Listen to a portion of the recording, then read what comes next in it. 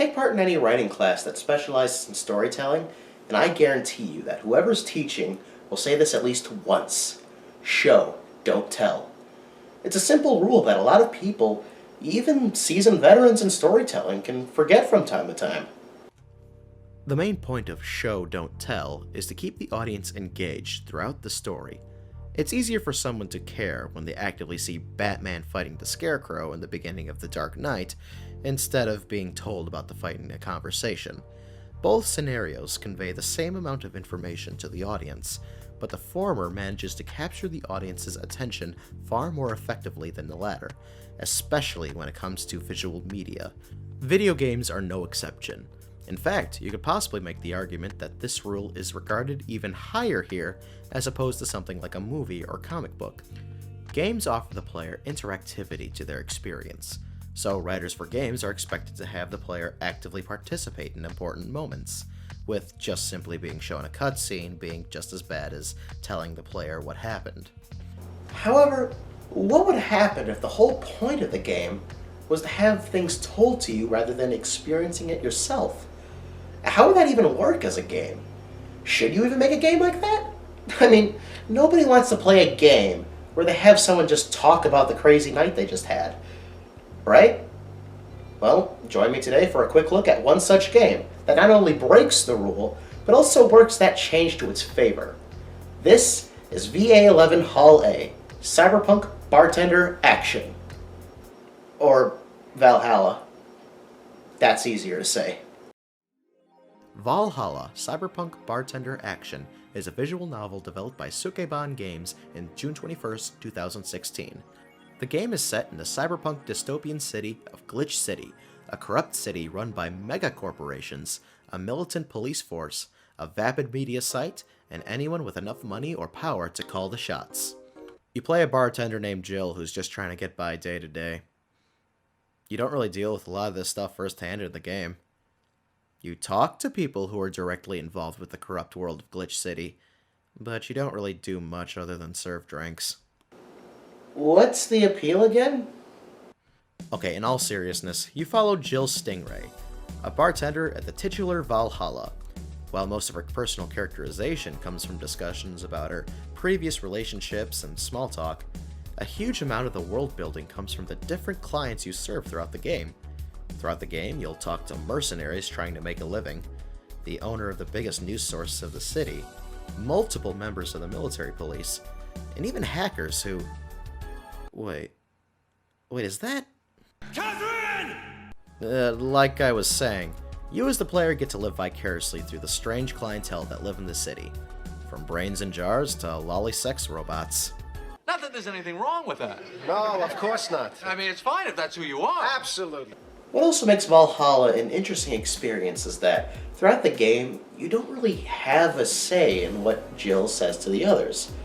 All the player is told to do is to serve the customer their drinks and pick what music to play on the jukebox. However, that doesn't mean that the player has no say in the story. Like stated before, the player is tasked with serving drinks to the clients. This is a bar, after all. Sometimes they'll tell you exactly what they want, and other times they'll give you a vague description of what they want. It's the player's choice to choose what drink to serve, be it what the customer wants, or something completely different. This decision will make the story play out in different ways, bringing new information about the client, and sometimes even Jill, to light. It's the difference between learning about a character's occupation and the little secrets involved with it, and just learning about the time they went to the bank. So we've established that you don't really have much control about what you do or where you go. And honestly, looking past the lack of player input in the dialogue, you still learn a lot about the world just by talking to the many people who live in Glitch City. With one of my favorite stories being the Apollo bank heist, and the riots that follow after. From the very beginning of the game, you are introduced to two members of the White Knights, the police group that I've mentioned before, Say and Stella. You learn about how they joined the White Knights and just what they do on a daily basis. However, you learn that Say is tasked with going to the Apollo bank to deliver something there. However, on the day of the mission, the bank is locked down and all hell breaks loose. You learn that a group of anarchists had released information to the public about the White Knights, proving that the group has been covering up illegal actions for years. The fallback leads to many citizens rising up against the White Knights, effectively hunting down and killing any members that they can find. It's during this time where Stella starts worrying about Sei, going as far as to hire a private detective to find her, which also leads to another conversation about just how trustworthy the megacorporation Zaibatsu Corp truly is.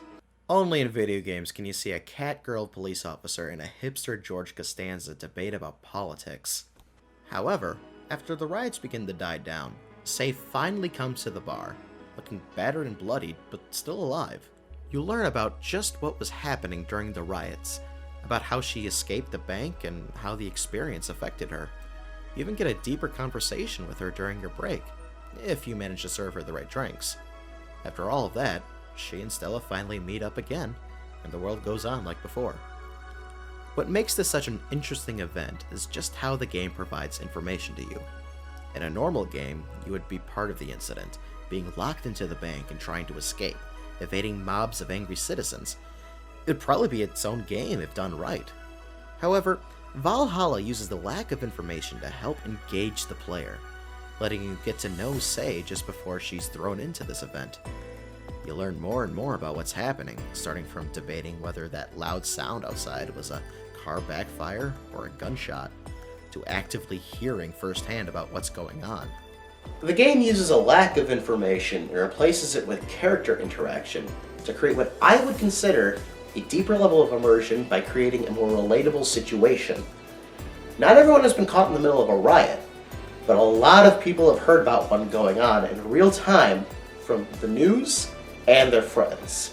Valhalla manages to successfully craft an engaging story, not through showing the player what is happening at the moment, but through telling the player primarily through character interaction and different viewpoints. It's this strategy that gives the main character Jill a more relatable quality, as opposed to most other characters in gaming, by turning her into the everyman. Through doing this, the player is able to create their own interpretations of the events, leading to the player serving the clients uniquely, which then leads to unique conversations. Through its reversal of the classic show don't tell rule, Valhalla crafts a unique game experience that creates an emphasis in picking out clues and interactions to learn about the world, as opposed to fully witnessing it firsthand. Next time, we'll finally step out of the dystopian setting and into something a bit more post-mortem. Coming up next, we'll take a look at the point-and-click classic, Grim Fandango. Buenos días.